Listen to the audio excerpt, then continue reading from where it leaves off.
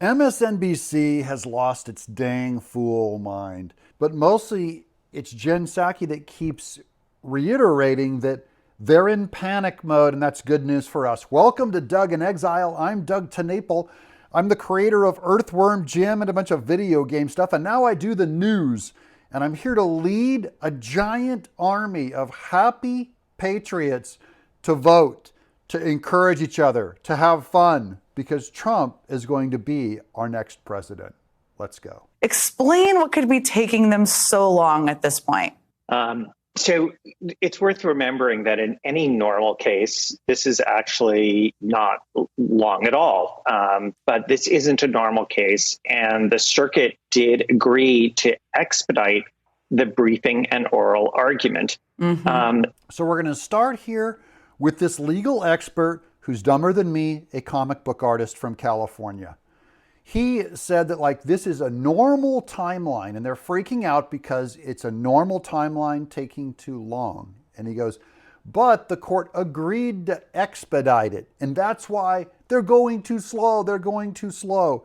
Remember, it was only expedited because they politically got involved with an election in trying to get Trump's name taken off a ballot for insurrection, claiming he didn't have immunity and all of that. And Trump is just fighting back saying, hey, I'm immune. So this is normal back and forth, and the Democrats are completely losing it. But it's their fault. You did this. You're the anti-democracy ones. Not Trump, not the judges, you. Now, here's Julie Kelly on Twitter. As I wrote today, remember when criticizing federal judges for delaying key rulings was verboten? That's what they used to do. This is regarding January 6th, when they were accusing them of slow walking the verdict, not giving them enough lawyers.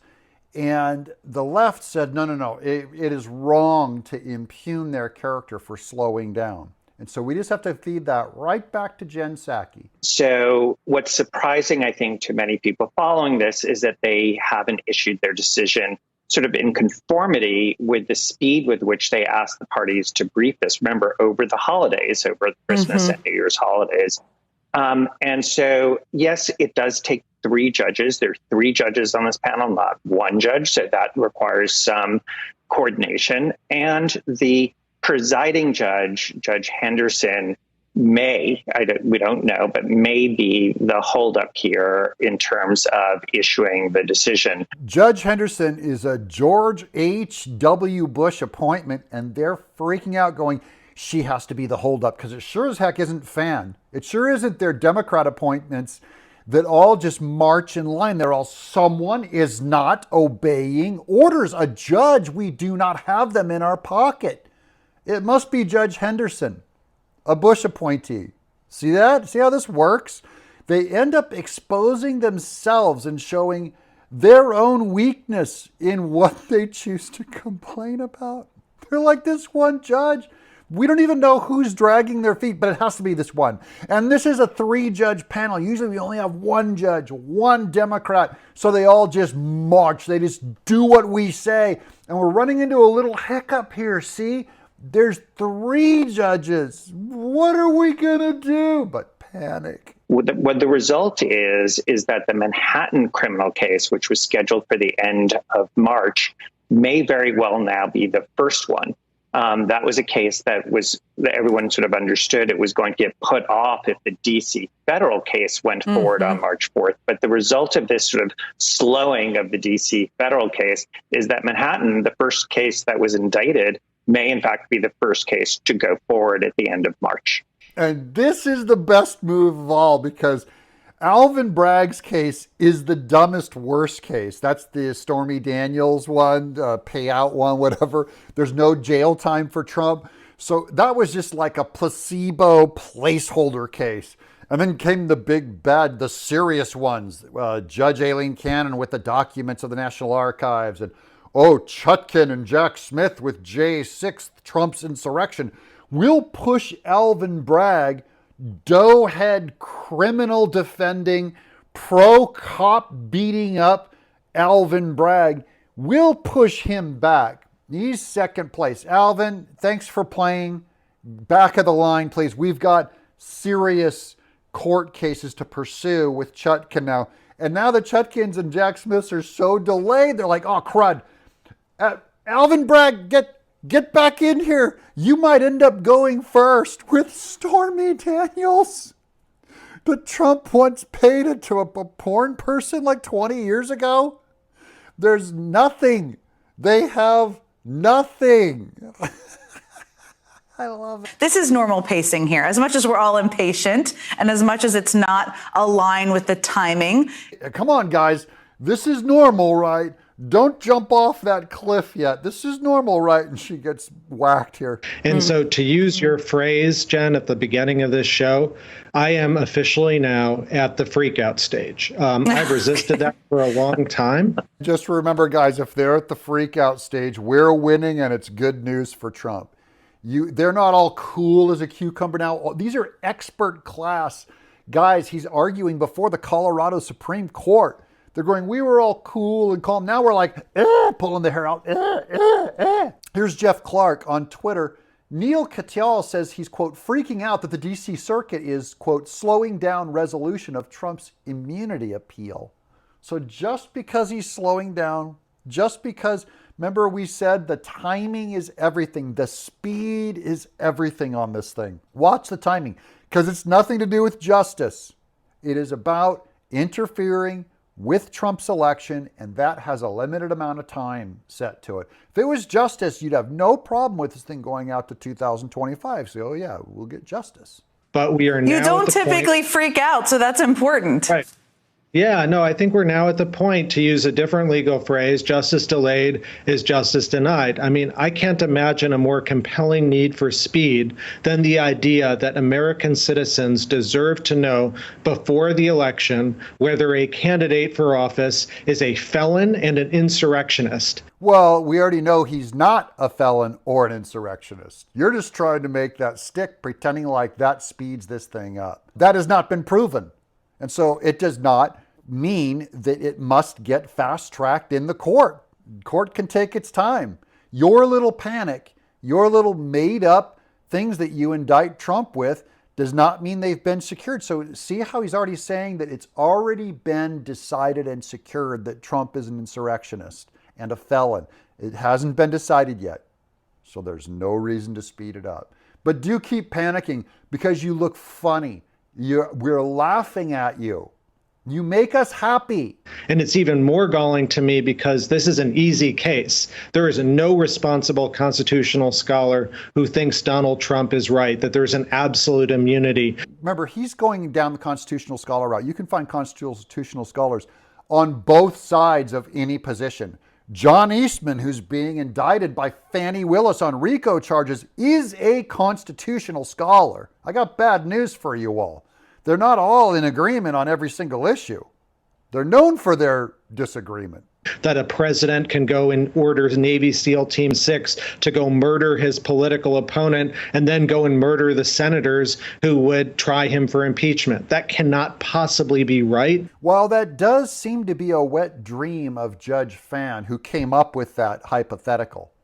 It was Judge Fan that said, it was Judge Fan or was it Beryl Howell that said, could not the president order SEAL Team 6 to assassinate an opponent, which of course is ridiculous. But even then they said, the way that you'd have to fix that is by impeaching the president. So we do have remedies for it. If you look at what is reality, what Trump did to tell people to peacefully protest and walk over to the Capitol is not an insurrection. And they're trying to equate Trump saying, everyone peacefully march over, my patriots, to the Capitol. They're trying to equate that with if a president ordered SEAL Team 6 to assassinate an opponent. That's kind of a reductio absurdum. And Judge Chutkin set a fast schedule here, and I have no idea what the Court of Appeals is doing right now, but I can tell you that I'm really worried that this delay is going to put the trial past June. It's possible that Trump will try and go to the Supreme Court after he loses on the Court of Appeals. That can take months. This is a real problem. Yeah, it's a real problem for you. Sucks to be you. It's awesome to be us. Yeah, it's a real problem for you. Oh, yeah. Good news. Guys, this is a win. We're happy. Judge Chutkan, I think it's important to remind people, she's just adapting to waiting for this ruling. So she's just trying to adapt to that. Okay, Andrew, because you are also known for keeping all of us calm here and keeping millions of MSNBC viewers calm. Where are you on the freak out meter here on your end? Will you'll keep us calm? Give us a piece of candy. Give us some good news, right? Watch this. Neil and I are in violent agreement on this. They're in violent agreement that it's time to panic. Jen Psaki, she's all, we're calm, right? They're all, no, we're panic, dummy. The building's on fire. Our plan didn't work. Trump is going to be president. Here's Jeff Clark again. Here's the rest of that tweet. And Andrew Weissman is in violent agreement with that Cat Yall guy. These are the smart people in violent agreement that Trump is smoking them. I consider this a QED that both lawyers are not honest brokers, since the appeal of a complex issue like this is not unduly delayed by any ordinary appellate litigation metric, but are instead mere political actors whose overriding motivation is to block Trump's re-election at all costs. Remember that. That's just because I know these are a lot of big, multi-syllable words. The only ones you have to remember, the only ones you really have to understand are the ones at the end there. That these lawyers are political actors whose overriding motivation is to block Trump's re-election at all costs. That's why they're panicking. Let's continue. Here's the Washington Post. Opinion: slowpoke federal appeals court puts 2024 election in jeopardy. It's in jeopardy. No, it's actually going to happen. That's what they mean by it's in jeopardy. It's going to happen, as called out by Mark Hemingway. So they're just saying out loud that convicting Trump was all part of the Dems' election strategy? Yes, that's all it was. They're admitting it. And to just add a little fuel to the fire, I mean, whatever judge or judges are slowing this in the DC circuit, it is akin to what Judge Cannon is doing in Florida. Being real, being a good judge, and being awesome, you fraud.